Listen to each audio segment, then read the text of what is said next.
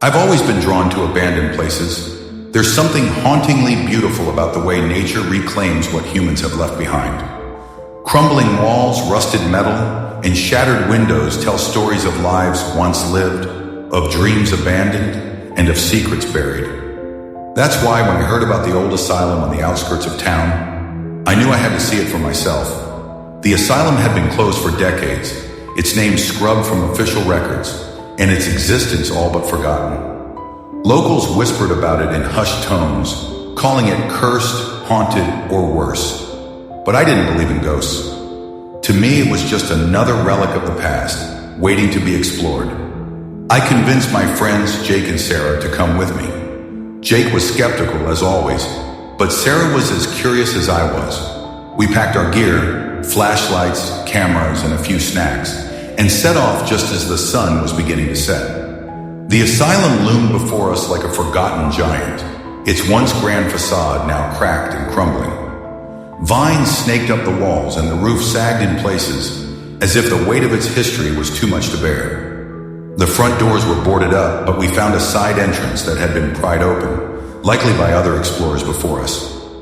"Are you sure this is a good idea?" Jake asked, his voice tinged with unease. "Relax," I said, grinning. "What's the worst that could happen?" The interior was even more decayed than the outside. The air was thick with dust, and the floor was littered with broken glass and debris. The walls were covered in peeling paint and graffiti, and the faint smell of mildew hung in the air. We split up to cover more ground, agreeing to meet back at the entrance in an hour. I wandered down a long hallway, my flashlight cutting through the darkness. The doors to the patient rooms were all closed, their numbers barely legible. I tried a few handles, but they were locked. That's when I heard it, a faint whisper, so soft I almost missed it. I froze, my heart pounding. "Hello!" I called out, my voice echoing down the hallway. No answer. I told myself it was just the wind, or maybe my imagination. But as I continued down the hallway, the whispers grew louder. They weren't coming from any one direction. They seemed to be all around me, echoing off the walls. I found Jake and Sarah in what must have been the common room. The furniture was long gone, but the walls were covered in faded murals, their colors muted by time. Jake was taking pictures, while Sarah was examining an old journal she found. "Did you hear that?" I asked, my voice trembling. "Hear what?" Sarah asked, looking up from the journal. "The whispers, they're everywhere." Jake rolled his eyes. "It's just the wind. This place is falling apart." But I wasn't so sure. The whispers were too deliberate, too rhythmic to be random noise. They seemed to be following me, growing louder the deeper we went into the asylum. We decided to stick together after that. The whispers continued, but we tried to ignore them, focusing instead on exploring the building. We found patient records, old medical equipment, and even a few personal belongings left behind. It was like stepping back in time, into a world that had been frozen in place. The whispers led us to the basement. The door was heavy and rusted, but it opened with a loud creak. The stairs were steep and narrow, and the air was colder here, almost icy. My flashlight flickered as we descended, casting eerie shadows on the walls. The basement was a maze of corridors and rooms, each one darker and more foreboding than the last.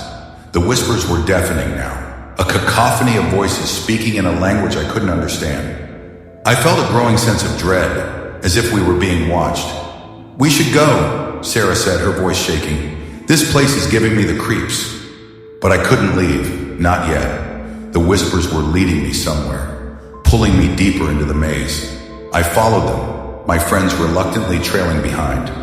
We found it in the last room at the end of the corridor. The room was unlike anything I'd ever seen. The walls were covered in strange symbols, carved deep into the stone. The floor was stained with what looked like dried blood, and in the center of the room stood a massive, rusted machine. It was unlike any medical equipment I'd ever seen, its purpose unknown. The whispers stopped abruptly, replaced by a deafening silence. I felt a chill run down my spine as I realized we weren't alone. The figures emerged from the shadows, their movements slow and deliberate. They were humanoid, but their bodies were twisted and malformed, their limbs too long and their faces featureless. They surrounded us, their heads tilted at unnatural angles. "What the hell are those?" Jake whispered, his voice barely audible. I didn't have an answer. The figures didn't attack. They just stood there watching us. But the air was thick with menace, and I knew we were in danger. We backed away slowly, our eyes never leaving the figures. They didn't follow us, but the whispers started again, louder and more frantic than before. We ran, our footsteps echoing through the corridors as we retraced our path to the stairs. The whispers chased us, growing louder and more insistent. I felt a hand brush against my arm, cold and clammy. But when I turned, there was nothing there. We burst through the basement door and into the hallway, slamming it shut behind us. We didn't stop running until we were outside, the cold night air hitting us like a slap. The asylum loomed behind us, its windows dark and lifeless. But I couldn't shake the feeling that we were being watched. We never went back to the asylum. Jake refused to talk about what we'd seen, and Sarah deleted all the photos she'd taken. But I couldn't forget. The whispers stayed with me, faint but unmistakable, always at the edge of my hearing. I tried to research the asylum, but there was nothing. No records, no history, nothing. It was as if the place had been erased from existence. But I knew what I'd seen. Those figures, that machine, the symbols on the walls, they were real. Sometimes, late at night, I hear the whispers again. They're louder now, more insistent. And I know it's only a matter of time before they pull me back to the asylum. Thank you for tuning in to Mr. Nightmares Radio.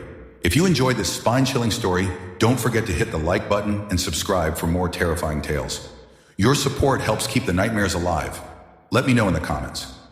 What's the scariest thing that's ever happened to you? I might feature your story in an upcoming video. And remember, if you dare, share this video with a friend if you think they can handle it. Until next time, stay safe.